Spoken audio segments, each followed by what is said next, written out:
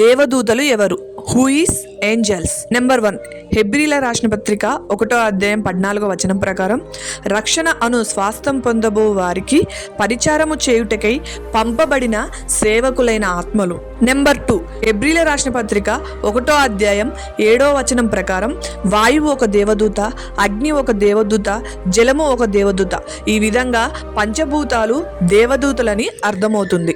Number 3, పాత నిబంధన గ్రంథంలో దేవుని యొద్ద నుండి సమాచారము దేవుని పిల్లలకు అందించడానికి సమాచార దేవదూతగా నియమింపబడిన దేవదూత గబ్రియేలు. నెంబర్ 4, దేవుని సింహాసనాన్ని కోరుకున్న ప్రధాన దూత అయిన సాతానుతో యుద్ధం చేయుటకు నియమింపబడిన దేవదూత మిఖాయేలు.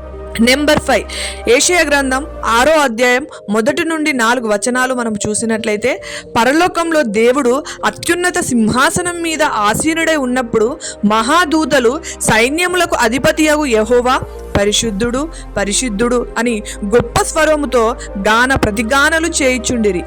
ఈ విధంగా దేవదూతలలో పంచభూతాలుగా మారిన దేవదూతలు ఉన్నాయి, వర్తమానం చేరవేర్చే దేవదూతలు ఉన్నాయి, సాతానుగా మారిన దేవదూతలు ఉన్నాయి, అలాగే యుద్ధము చేయడానికి నియమింపబడిన దేవదూతలు కూడా ఉన్నాయి.